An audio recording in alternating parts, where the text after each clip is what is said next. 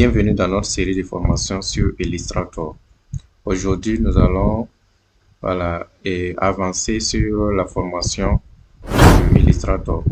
Donc, on va d'abord lancer l'application Illustrator. On patiente jusqu'à ce que l'application démarre. Et une fois l'application démarrée, on va créer un nouveau document. Et pour la création du nouveau document, aux vidéos précédentes, j'ai expliqué, un peu. Donc, mais je reviens encore sur ça. D'abord, ici, il faut noter ce qui est mis récent ici, ça veut dire toutes vos créations que vous avez eu à toucher, récemment. Moi, j'ai eu à travailler avec ces éléments-là. C'est pour cela que ça s'est affiché. Si c'est pour votre première fois, vous n'allez pas avoir quelque chose affiché là. Donc, côté enregistrement également, vous voyez, j'ai pas encore fait d'enregistrement ici, donc il n'y a rien. La partie mobile, c'est tous vos conceptions que vous voulez concevoir qui seraient utilisées sur les téléphones portables. Les différents formats sont indiqués. C'est bon.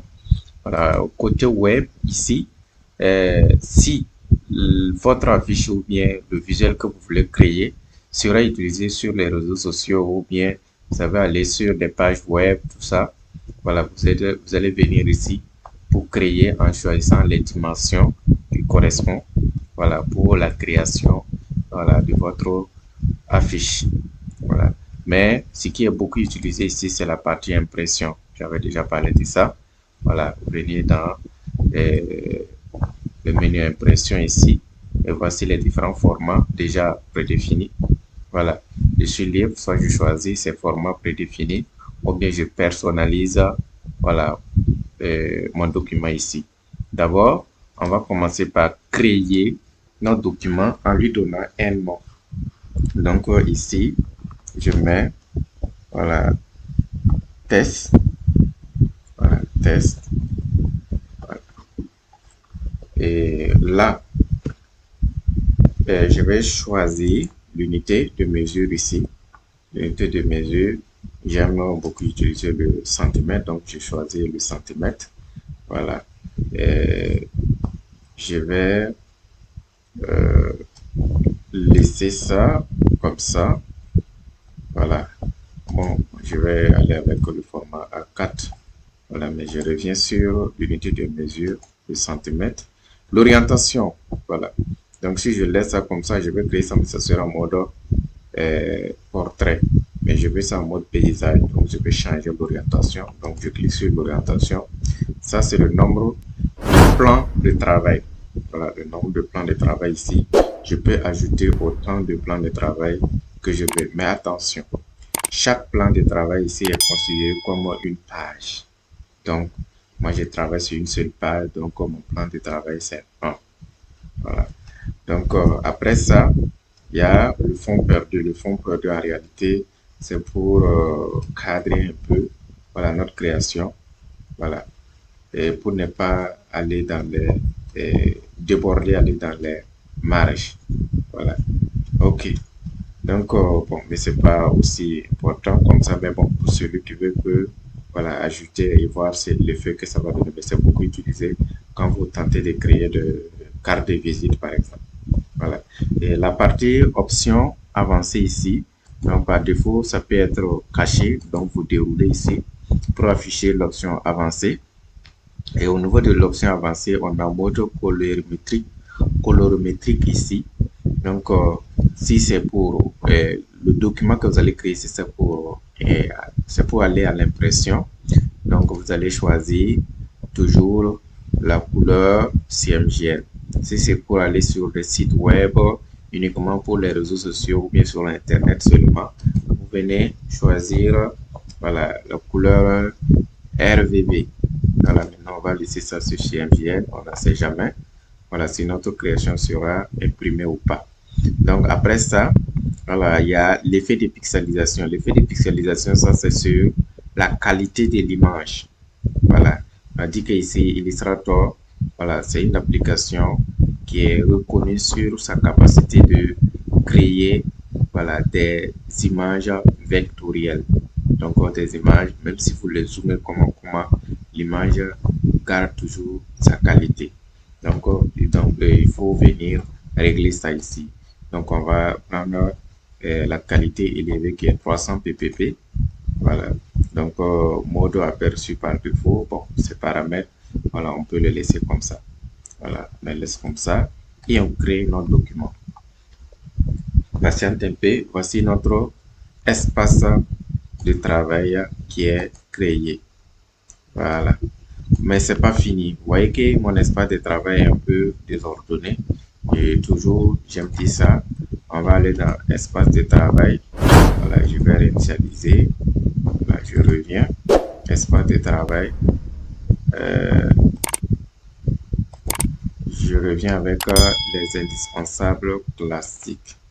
Voilà, là, je suis sûr que voilà, je n'aurai pas de souci. L'essentiel est là pour mon travail.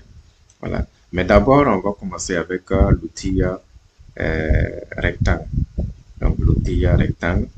Donc, je prends l'outil rectangle. Je crée un rectangle de 6 cm.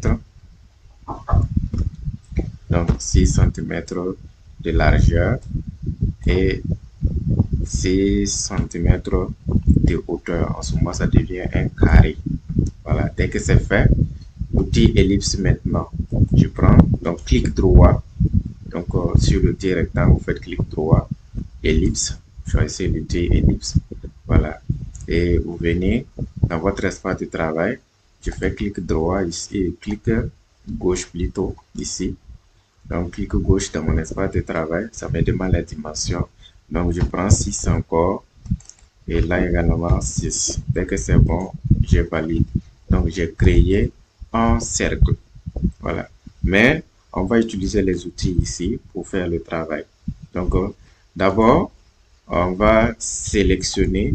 Mais si vous avez créé votre forme et qu'il n'y a pas de contour, voilà, il ne faut pas vous paniquer. Voilà, s'il n'y avait pas de contour, par exemple, j'enlève la partie couleur de contour ici. Donc, vous voyez, c'est comme si rien n'est créé. Et pourtant, ça existe. Seulement qu'il n'y a pas de contour.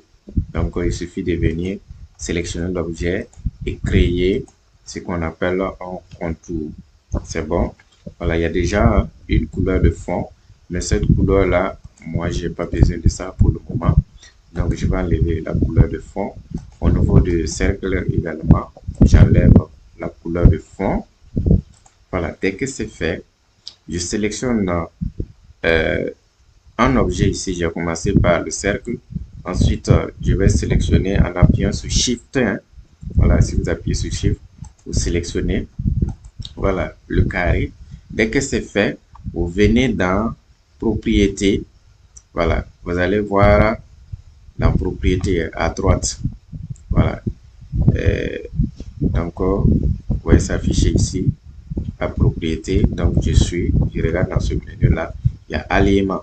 Au niveau des alignements, vous avez les différents alignements qui sont là. Alignement horizontal à gauche, alignement horizontal au centre, alignement horizontal à droite, alignement vertical en haut, alignement vertical au centre, alignement vertical en bas.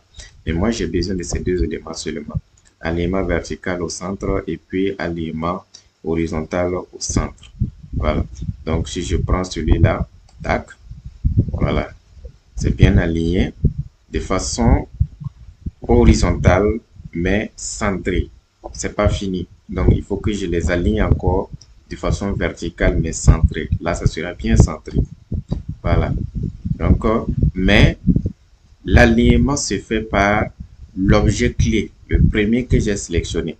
Voilà, si je prenais par rapport au plan de travail, ça laisse se centrer. Donc, je vais prendre plan de travail. Je reprends ici.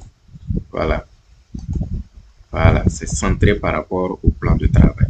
Voilà, vous pouvez modifier ces éléments-là ici. Si vous laissez aligner sur une sélection, donc le premier que vous allez sélectionner, le deuxième va s'aligner par rapport au premier sélectionné. Voilà, c'est bon. Ok, on va avancer ici. Dès que c'est fait, on va maintenant, je crois bien qu'on va arrêter la vidéo ici. Merci bien pour aujourd'hui. et à la prochaine vidéo pour voilà, voir la suite.